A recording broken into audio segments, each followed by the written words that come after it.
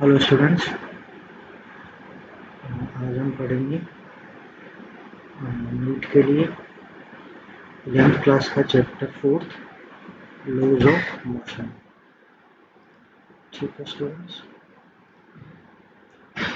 तो जो इसका फर्स्ट जो अपन देखते हैं इस चैप्टर का टॉपिक वो है Newton's first law of motion. ठीक है, तो इसमें फर्स्ट डेफिनेशन है डेफिनेशन ऑफ इनर्शिया।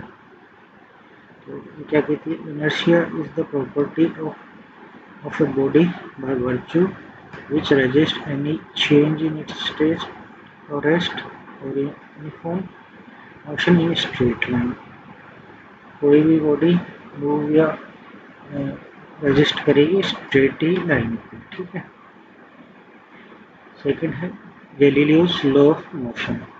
ठीक है, ये क्या कहता है? If no external force acts on a body it will remain rest or continue to move with uniform velocity in a straight line forever। कोई भी बॉडी है उस पर एक्सटर्नल फोर्स नहीं लगेगी, वो रेस्ट पे है तो रेस्ट पे रहेगी और कंटिन्यू मोशन है तो कंटिन्यू मोशन रहेगी विथ यूनिफॉर्म वेलोसिटी। अब आते हैं एरिस्टोटल्स व्यू पे। एरिस्टोटल व्यू क्या कहता है? A body needs to continuous force to keep moving। When the force is removed, the body stops। कोई भी बॉडी चलती रहेगी जब तक कि इस पर फोर्स लगी हुई है, वो रुक जाएगी जैसे अपन फोर्स रोक। ठीक है, न्यूटन्स लॉ क्या कहता है? A body does not need a force to keep it moving। It continues in its state unless an external force acts on it। ये क्या कह रहा है कि कोई भी बॉडी है वो उसके मूव के लिए फोर्स नहीं चाहिए पर उसको रोकने के लिए एक फोर्स चाहिए। ठीक है, तो कुछ एग्जांपल्स पढ़ लेते हैं अपन। अब कुछ डेफिनेशन वगैरह देखनी है तो यहाँ से देख लीजिए, लिख लीजिए। ठीक है, एग्जांपल, ए बस स्टार्टिंग स्टॉपिंग। तो बस स्टार्ट हुई, यहाँ से चली। ठीक है, बस स्टॉप हुई, फोर्स इधर लगा जैसे ये सब पीछे मूव करता है। ठीक है, चलेगी तो ये बैकवर्ड मूव करें। ठीक है, when a bus starts suddenly passenger tend to move backward, when a bus stops suddenly forward। ठीक है, ये अपन का एग्जाम्पल है। कॉइन कार्ड एक्सपेरिमेंट देख लेते हैं। Place a card on the mouth of the glass, put a coin on the card, flip the card quickly. हटा दीजिए फर्स्ट से। The card moves away but the coin falls straight down into the glass. ये motion में था हो जाएगा, पर ये नहीं था तो ये सीधा नीचे गिर जाएगा। आपको यहाँ से कुछ लिखना है तो लिख लीजिए। अपन नेक्स्ट मूव कर रहे हैं टॉपिक पर। ठीक है, न्यूटन्स का फर्स्ट लॉ ऑफ मोशन। ठीक है,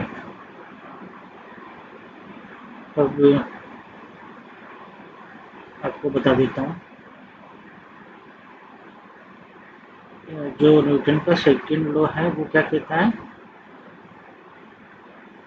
कोई भी ऑब्जेक्ट है उस पर ग्रेविटेशनल फोर्स होती है जब वो कहीं हाइट से गिरता है। तो इसका फॉर्मूला क्या है? F D P upon D T, और F equals to M. Force जितनी लगेगी, जितना कि उसके पास मास होगा वो एक्सेलरेशन गेन करेगा। ये इसका फॉर्मूला डेफिनेशन। और सेकंड लॉ ऑफ मोशन क्या कहता है कि an object has a force that is equals to its mass and acceleration. ठीक है, तो कुछ इम्पोर्टेंट कॉन्सेप्ट देख लेते हैं। मोमेंटम क्या कहता है, P equals to mv vector, तो वेक्टर है, मैग्नीट्यूड और डायरेक्शन दोनों होगा। तो मोमेंटम क्या कहता है, change of rate of velocity with time momentum, mass into velocity equals momentum, quantity of motion P equals to mv vector depends on mass and velocity. ठीक है, ये क्या, rate of change of momentum, इसको भी अपन कुछ कहते हैं,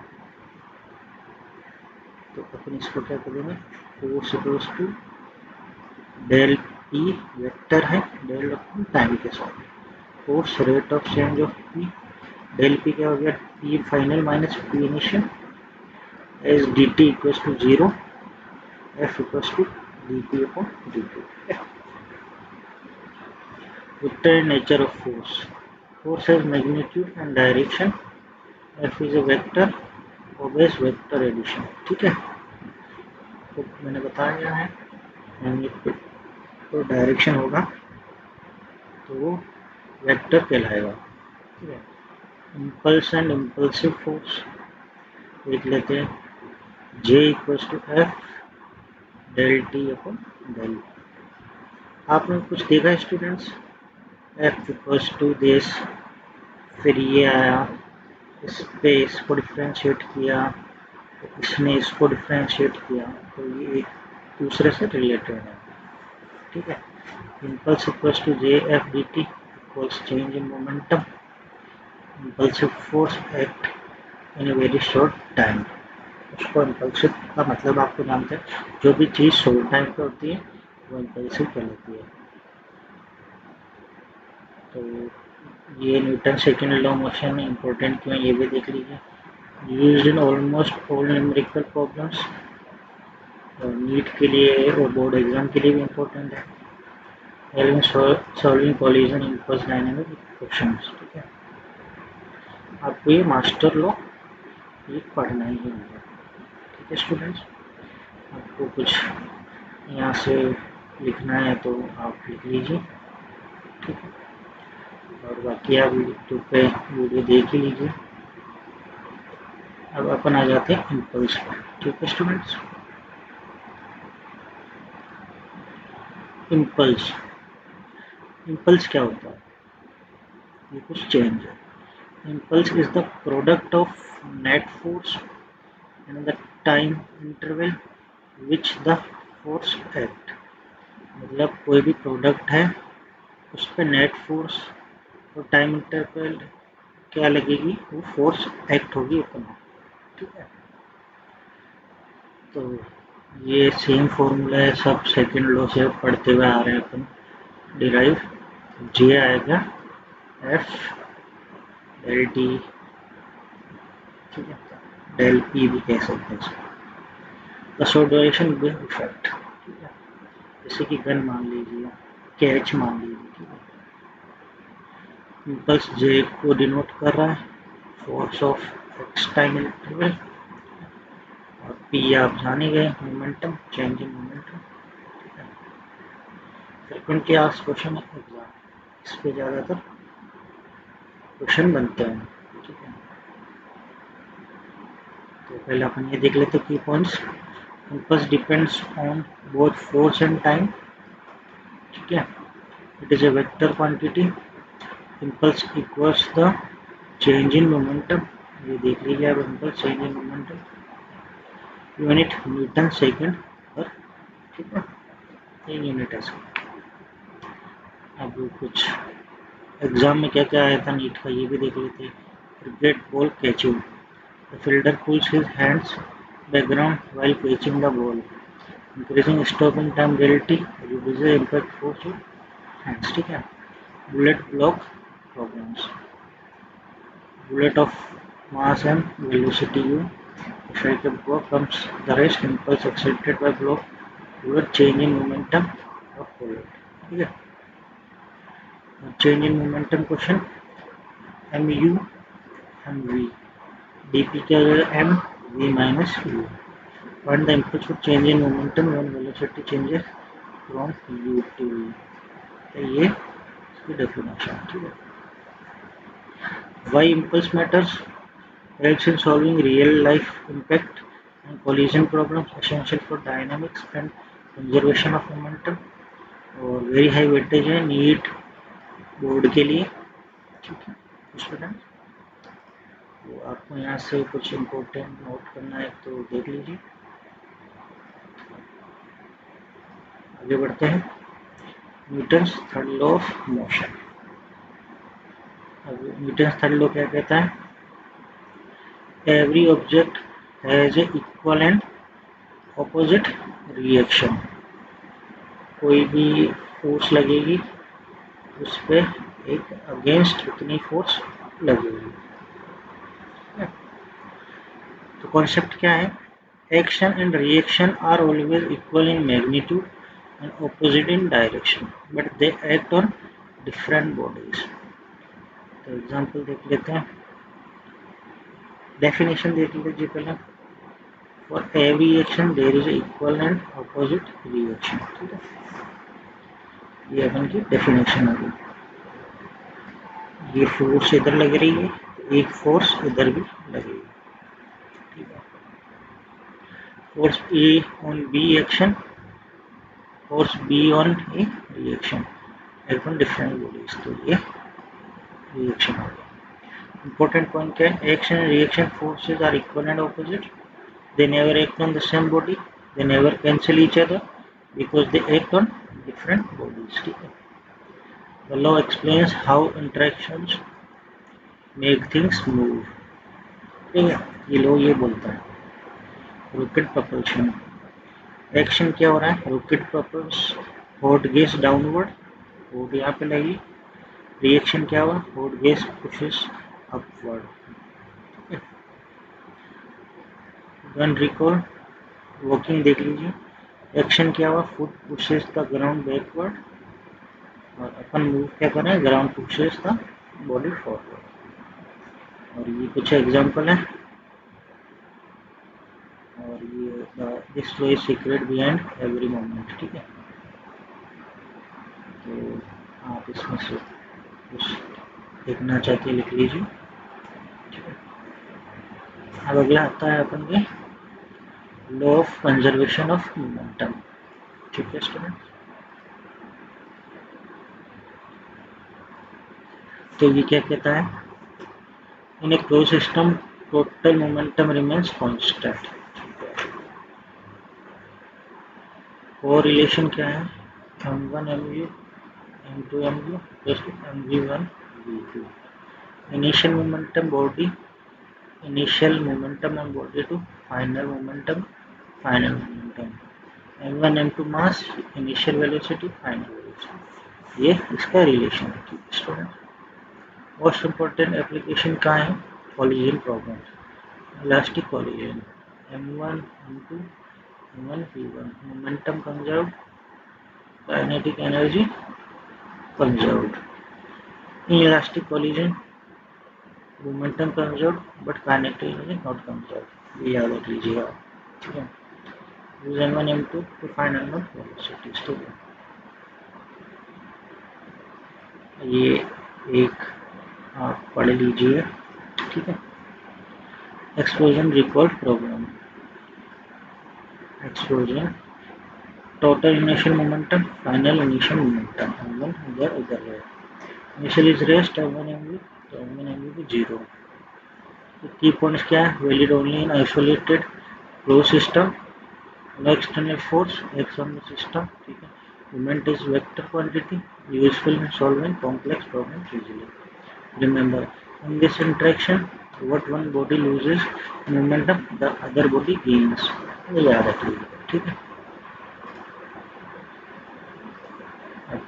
next देख लेते हैं फ्रिक्शन. फ्रिक्शन क्या हुई, the force that resist motion, ये पढ़ लीजिए, ठीक है, याद कर लीजिए। पुश फ्रिक्शन क्या हुई, अगेंस्ट लगेगी, ठीक है। टाइप्स ऑफ फ्रिक्शन पढ़ लीजिए, static friction, limiting friction, kinetic friction, ठीक है। इंपॉर्टेंट फॉर्मूलाज क्या क्या है, F S less than mu N static friction, kinetic friction F K U N, where u is coefficient of static friction, coefficient of kinetic, normal reaction, ठीक है। coefficient of friction पढ़ लेते कैसे आता है, if the it is the ratio of limiting friction to normal reaction, mu n equals to fn limit n, और similarly ये kinetic angle of friction theta find करना है, तो ये रहा tan थीटा की value.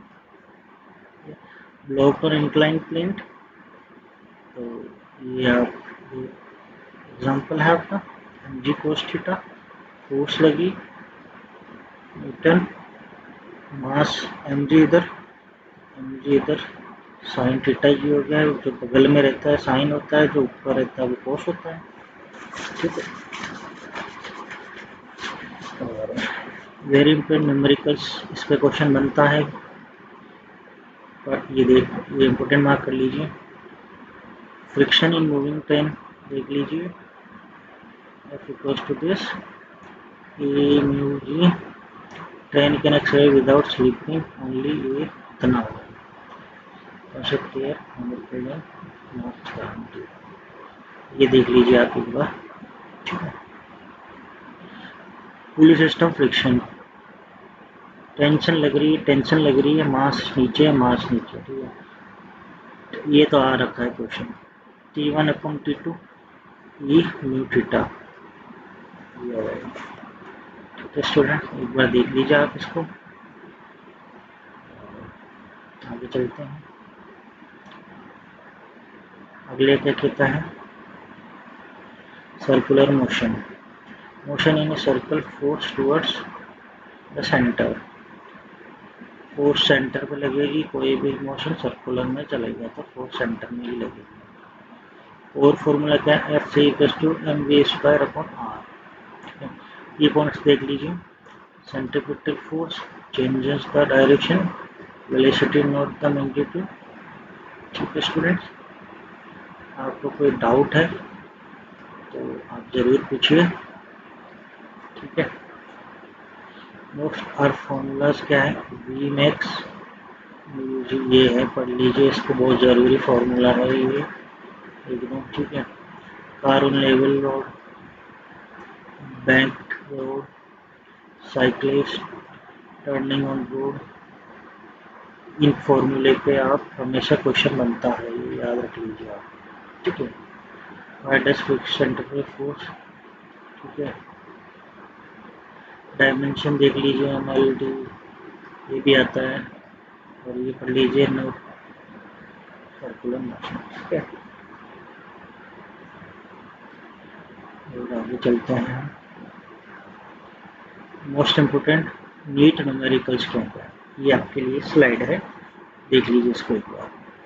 Success formula, high weightage topic for maximum, understand the concept clearly, identify force correctly, apply correct formula, calculate carefully, miss logic, full marks पढ़ लीजिए। Block and incline plane, frictional problem, pulley and tensional problem आती है हमेशा हर साल, circular motion, momentum conservation, impulse problems, ठीक है। NEET tips, draw neat diagram, choose the correct formula, और ये पढ़ लीजिए आप, ठीक है। और ये आप देख लीजिए, ये सीट आपके लिए बहुत इम्पोर्टेंट है स्टूडेंट्स, एक बार देख लीजिए इसको, और कोई डाउट है आपको तो ज़रूर पूछिए, ठीक है स्टूडेंट, थैंक यू।